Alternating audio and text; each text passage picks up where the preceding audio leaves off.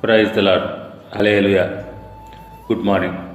ఈరోజు దేవుని వాగ్దానం కీర్తనల గ్రంథము 21వ కీర్తన 3వ వచనం. శ్రేయస్కరమైన ఆశీర్వాదములతో నీవు అతనిని ఎదుర్కొనుచున్నావు.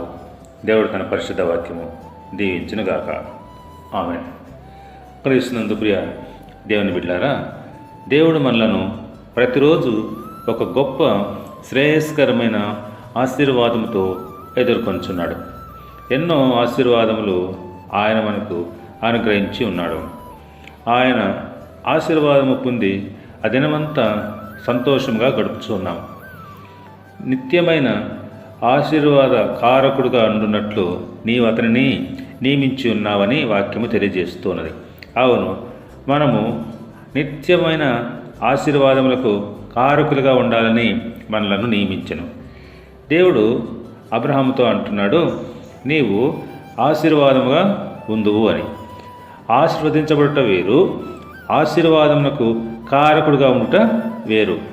మనము ఇతరులకు ఆశీర్వాద కారకులుగా ఉండాలి. యాకోబు పత్రిక 1:17 ప్రకారంగా శ్రేష్టమైన ప్రతి ఈవియు సంపూర్ణమైన ప్రతి వరమును పరసంబంధమైనదై జ్యోతిర్మయుడగు తండ్రి యొద్ద నుండి వచ్చును.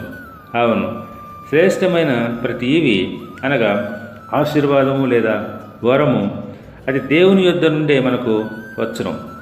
ఆయన మంచి మంచి ఈవులతో ఆశీర్వాదములతో మనలను తృప్తిపరచుతూ ఉన్నాడు. మనము ప్రతిరోజు